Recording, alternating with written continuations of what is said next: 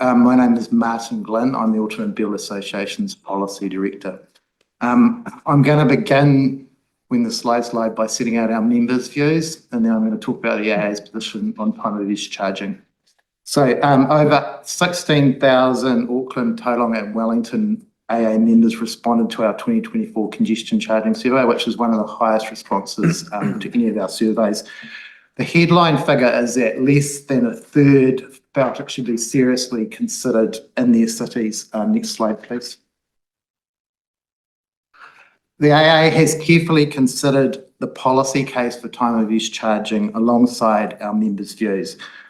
Our position is that we are open to time of use charging because we recognise it's the only tool capable of meaningfully addressing congestion. But we're mindful that it's only been introduced in a handful of cities and all have great public transport. And apart from Singapore, every single one is focused on the inner city rather than congestion on the wider network, which this bill allows for. Right, I'll move on to the bill now. I'm just going to focus on the most important changes we think are needed to give time of use charging the best chance of success. So next slide, please. Oh, that's it, sorry.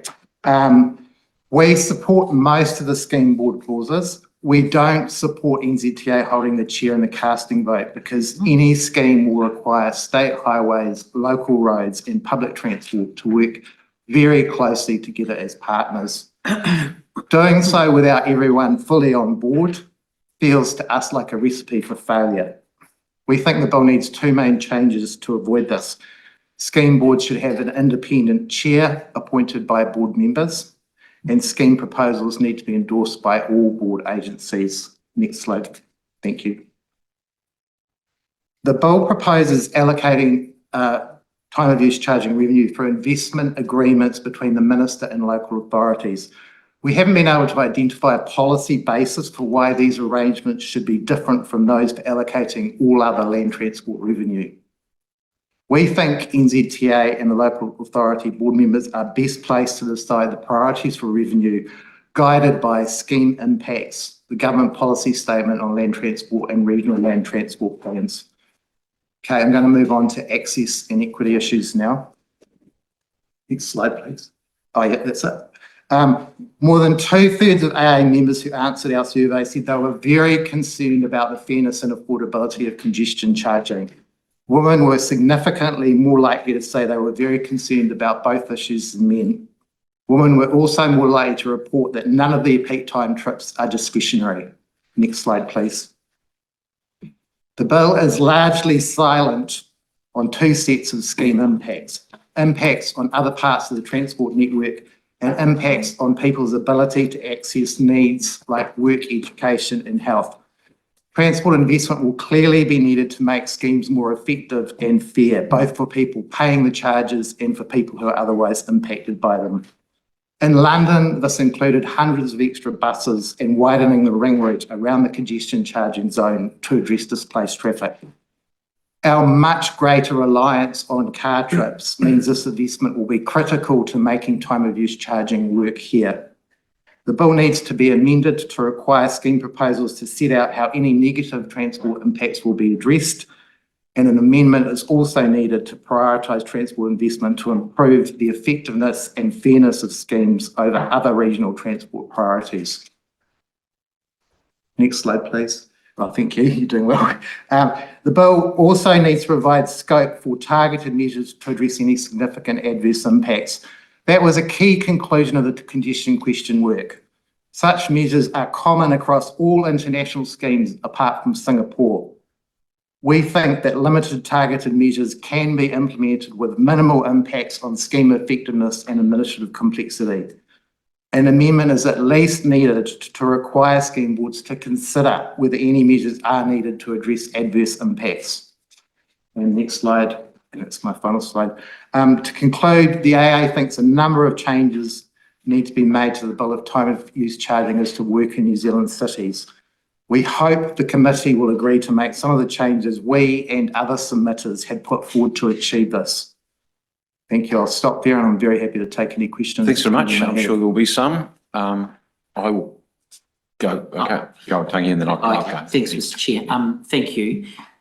The committee's been hearing about the possibility of exemptions, whether they be for public transport operators, for low income earners, emergency vehicles. What's the AA's position on that? At a principal level, we don't support exemptions. We think everyone's contributing to the problem.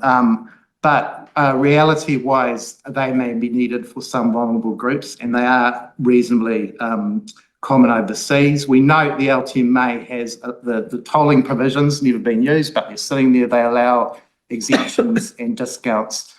Our view is if congestion charge is going to put it in the car-dependent cities of New Zealand, both exemptions and discounts need to be looked at. Just to go a little bit further onto that, because we've also heard submissions saying how complex that might be depending on, and the wider you make it, the more complex it is. So what kind of exemptions are you talking about? Because when you say vulnerable people, what are you kind of getting at there? Some of the more common ones overseas are disabled groups in particular. We do have a problem putting congestion charging in New Zealand with the way the public transport system works. The focus seems to be primarily on Auckland. Nearly all the trips of public transport trips are in and out of the city centre, so there aren't generally the low income people live in peripheral suburbs, and their workplaces, be they factories or in suburban areas, are not well serviced by public transport. So we think it really needs an open mind. We think it should be left as part of the scheme design, but there needs to be a requirement that that's weighed up against the impacts on scheme effectiveness and administrative complexity. We think the fact that every scheme in the world, apart from one, has it, shows that you can do it and you can have functioning schemes. It's not really tenable for, on the one hand, to use all the benefits from these schemes and then not have them. Anyway, I'll stop there. Okay, and just the other part of that is you also mentioned that most of the areas which have got these are central city focused. Yes. Just your thoughts around, I mean, some of our central cities, I would say actually Auckland's come back, but it's been struggling. Wellington's absolutely struggling. If you put a congestion charge around something that's already struggling, it might be just another nail in a coffin. Any thoughts on that? We don't think the legislation should restrict where time of use charging can go. The problem is all around the world, public transport is focused on the central city, and I think that's again why every scheme other than Singapore, and the stuff I've seen in Singapore is a little bit exaggerated actually, because it mostly is the central area and the approach. It's not on the whole network. It's not across the whole island, for instance. So practically, that would be the sensible place to start, particularly if public acceptability and getting a social licence are going to be in there. But whether the legislation should restrict it to the central city is another matter. It won't deal with the problem, and particularly in Auckland, which is congestion on the wider network. Yeah, it was more actually the flip side of that, which is the CBDs are actually not in the greatest shape at the moment, and you might actually further damage them. I think that's absolutely right. We work a lot with in Auckland with the head of the CBD group, and it hasn't recovered since COVID. So yeah, that's more a question of timing. Okay. That you could argue in terms of the economic cycle. I will give myself the luxury of one other question, which I've asked of a number of different submitters, which is taking that principle of localism, should we actually provide for the area representatives of the CBD, i.e. the business community? You've mentioned Viv as an example, but part of the city in that case, but representatives of the business community be involved in the design of and management of these schemes rather than just the council, because not all councils are particularly attuned to their business community. I think they should be seriously consulted. The legislation is solely focused on traffic flow, and that to me is the transport authorities. So the local roads and the state highway operators need to kind of be front and centre for that. Some. I was just going to ask, do you think there should be a trigger in the system for where, say, a congestion price is applied, but congestion does not reduce, that indicates that additional capacity needs to be provided? So our view is that flexibility is provided in the bill. It specifies a maximum charge which the scheme board can charge it up to, and it also allows for a methodology to increase the maximum charge. So as far as we're concerned, the bill is providing more flexibility than these other schemes overseas, which tend to be a lot more fixed. Thank you very much, Martin. Really appreciate it and wish you well for the rest of the day. Thank you. You Thank too. you.